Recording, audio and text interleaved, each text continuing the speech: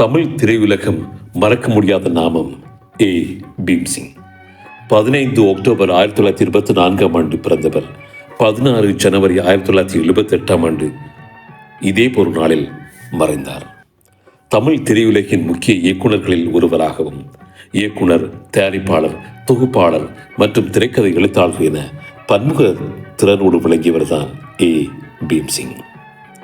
1924 October 15 Tirupati, Madras மாகாணம், பிரித்தானிய இந்தியாவில் தான் இவர் பிறந்தார். இவர் இறந்தது 53வது வயதில் 1978 ஜனவரி 16 சென்னை, தமிழ்நாட்டில். இவருக்கு மற்ற பெயர்களாக பீம் பாய் என்றும் இவரை அழைப்பார்கள். திரைப்பட இயக்குனர், திரைப்பட தயாரிப்பாளர், திரைப்பட தொகுப்பாளர், திரைப்பட கதையாசிரியர் என்று பன்முக ஆளுமை கொண்டவர் ஏ. பீம்சிங்.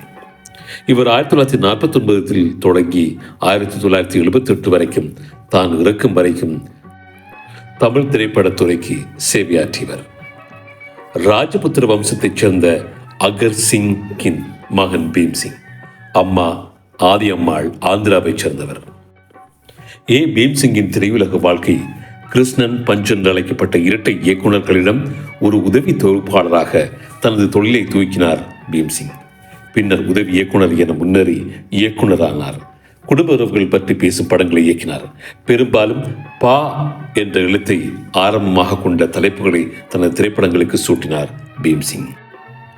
ஏ. பீம்சிங் இயக்கி தயாரித்த தமிழ் திரைப்படங்கள் 1954 அம்மையப்பன், 56 ராஜாராணி, 58 பதிபக்தி, 58 திருமணம், 59 பிரசிடென்ட் பஞ்சாட்சரம், 59 பாகப்பிரிவினை, 59 சகோதரி, பொண்ணு விளையும் பூமி 59 படிக்காத மீதி திரைப்படம் 60 இன்னும் ஒரு முக்கியமான திரைப்படம் களத்தூர் கண்ணம்மா.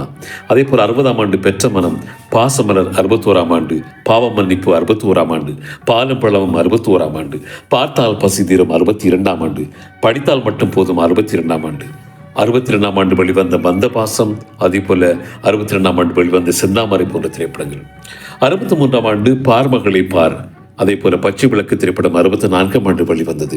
பழனி திரைப்படம் 65 சாந்தி திரைப்படம் 65 பாலாடை திரைப்படம் 67 பாதுகாப்பு 70 பாதபூஜை 74 கணவன் மனைவி 76 சில நேரங்களில் சில மனிதர்கள் 77 நீ வாழ வேண்டும் 77 வெளிவந்த இன்னும் ஒரு முக்கியமான திரைப்படம்.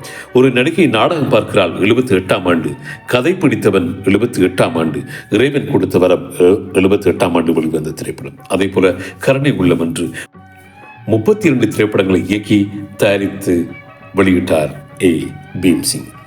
அதே போல பீம்சிங் தயாரித்து வசனம் எழுதிய திரைப்படம் சாதி மிரண்டாள் 1966 ஆலயம் 1967 அதே போல பட்டத்து ராணி 67 இப்படி திரைப்படங்களை தயாரித்து வசனம் எழுதி இயக்கி இப்படி பன்முக ஆளுமை கொண்ட ஏ. பீம்சிங் அவர்களுக்கு இன்றைய தினம் அவர் இறந்த தினம் ஜனவரி 16.